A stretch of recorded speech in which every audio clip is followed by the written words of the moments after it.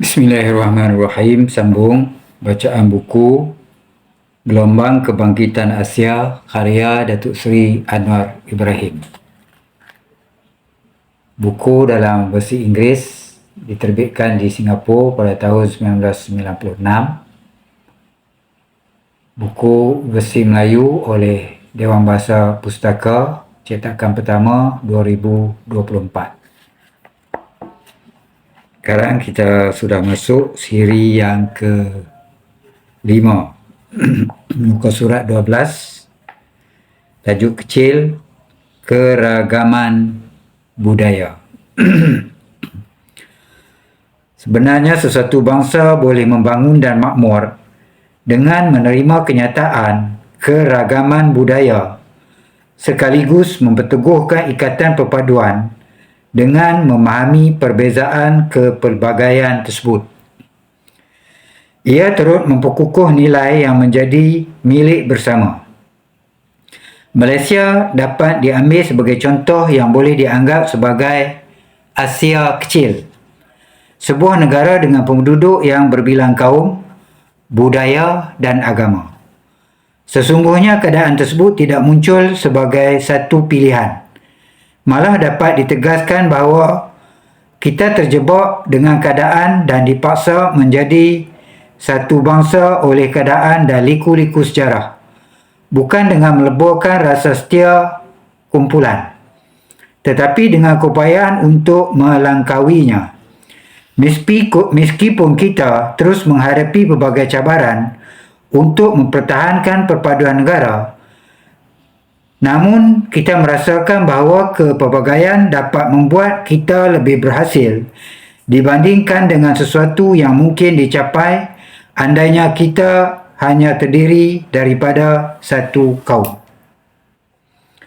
Walau bagaimanapun, kejamakan budaya hanya mungkin tumbuh subur dalam budaya masyarakat yang terbuka, serta lingkungan politik memungkinkan penyertaan menyeluruh dan interaksi terbuka pelbagai unsur dalam masyarakat tersebut. Jangan ada kelompok atau golongan tertentu yang dibiarkan merasa tergusar, hak mereka dinafikan atau kebebasan mereka disekat. Perlulah ada keterbukaan sikap terhadap institusi, amalan dan nilai ukuran yang nyata memberi sumbangan berkesan untuk melindungi diri perseorangan dan golongan minoriti dari dizalimi. Ini bukanlah persoalan ilmiah semata-mata. Justru hampir setiap negara Asia mempunyai kelompok minoriti dari segi kaum, bahasa dan agama. Dalam banyak hal, perjuangan untuk membangunkan bangsa masih belum selesai. Meskipun tidak semua bangsa dapat melangkah ke depan dengan rentak dan kepantasan yang sama, namun kita tidak boleh lagi berundur ke zaman feudal. Perjuangan kemerdekaan di Asia Tenggara bukan sekadar mengusir kuasa penjajah, malah memperkasakan rakyat. Perjuangan ini membebaskan jiwa mereka, sekaligus mengembalikan keyakinan diri. Sesungguhnya kemerdekaan tidak mungkin tercapai tanpa didahului dengan penyemayan semangat dan jiwa merdeka dan memupukkan keinginan dan cita-cita terhadap tata masyarakat yang adil. Sekali hal ini berakar, ia akan terus tumbuh dan memiliki daya hidup yang kukuh. Inilah semangat yang mendasari tahap pengukuhan dalam pembinaan bangsa dan lonjakan raksasa untuk mengangkat martabat ekonomi dan sosial. Sejarah terdekat rantau ini sebenarnya didorong oleh perjuangan untuk memberikan sesuatu yang terbaik untuk rakyat, perluasan ruang kebebasan, kesamarataan, kemakmuran, keadilan dalam pengagihan kekayaan, dan pertanggungjawaban dalam urusan kepentingan rakyat. Tajuk kecil, Pemerkasaan Ekonomi. Pensejakatan ekonomi Asia bergerak begitu pantas sehingga bangsa Asia tidak boleh tidak perlu memecahkan kerangka pemikiran nasional yang sempit dan berusaha menjayakan agenda serantau dan sejagat. Sebenarnya hal ini merupakan kemestian, bukannya pilihan. Peristiwa terbaru jelas menunjukkan bahawa kita sedang bergerak ke arah proses ini.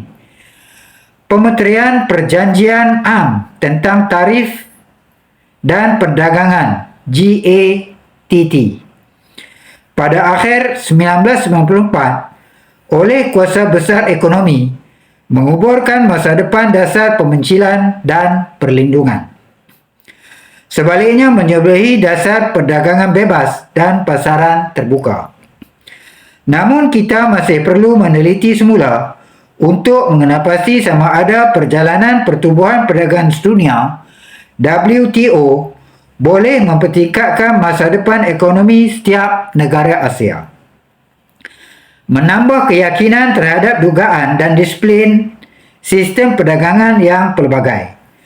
Cabaran Asia kini bukan sekadar untuk maju secara terpisah, iaitu sebagai sebuah negara berasingan, malah sebagai satu kesatuan wilayah yang lebih padu.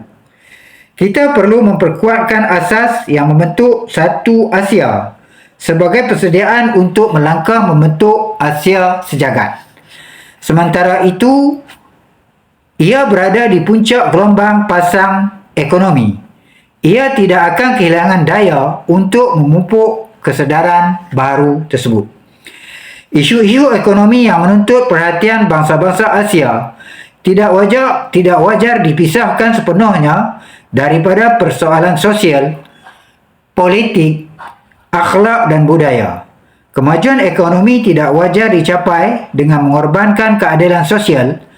Dasar industri dan kewangan mesti memperhitungkan keperluan kelompok yang terpinggir dan yang kurang bernasib baik, sama ada mereka penghuni kota yang sesak maupun penduduk desa yang terpencil.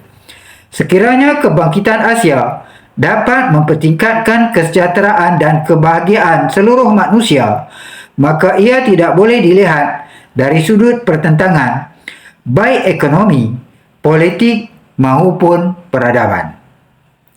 Memang benar, peperangan dan kekacauan juga merupakan ketentuan sejarah. Namun tidak ada peperangan yang lebih besar daripada perjuangan hati dengan menggilap iltizam untuk menjayakan cita-cita murni bersama. Sebenarnya jutaan rakyat Asia boleh diselamatkan daripada penderitaan seandainya masyarakat mereka jujur menghayati cita-cita murni mereka. Begitu juga ia merupakan suatu pengkhianatan andai kata ketidakadilan dibiarkan bermaharajalela atas nama tradisi budaya yang unik. Pemerkasaan ekonomi Asia tidak akan mampan melainkan adanya dorongan kemakmuran baru yang digerak oleh falsafah kemasyarakatan baru yang tidak berpaksikan nafsu serakah, ketamakan yang bukan kepalang atau kepentingan kebendaan yang sempit. Asia baru yang kita gambarkan akan menjadi jauh lebih kaya dalam arti kata yang lebih luas jika keuntungan digabungkan dengan tanggungjawab sosial. Penciptaan kekayaan bukanlah dimaksudkan untuk memperkayakan segelintir kecil manusia, tetapi juga untuk menjamin pengagihan yang adil dan sama rata untuk setiap rakyat. Kerana hal ini membina jalan yang akan terus membebaskan berjuta rakyat daripada belenggu kemiskinan dan kepapaan. Oleh yang demikian, usaha mencipta ekonomi yang berdaya saing, cekap dan moden semestinya ditopang dan diperkuatkan dengan amalan usaha dagang yang beretika. Ia akan membantu kita membentuk etos rantau yang mengutamakan keadilan dan kesaksamaan, iaitu suatu ciri utama paradigma yang akan muncul.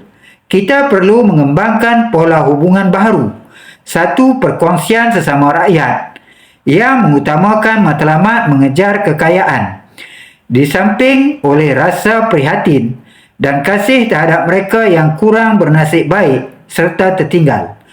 Gerakan modernisasi dan industrialisasi perlu diimbangkan oleh keyakinan terhadap nilai tradisi yang positif dan kesedaran untuk melindungi alam sekitar. Bangsa Asia yang pernah menjadi mangsa kepada kesilapan dan kerakusan syarikat multinasional jangan mengulangi kesalahan tersebut. Sewaktu mengejar keuntungan, mereka mengabaikan sama sekali kesan buruk jangka panjang tindakan mereka terhadap jaringan sosial dan persekitaran alam negara tuan rumah. Sekian, kita akan sambung di lain masa dan tempat. Terima kasih.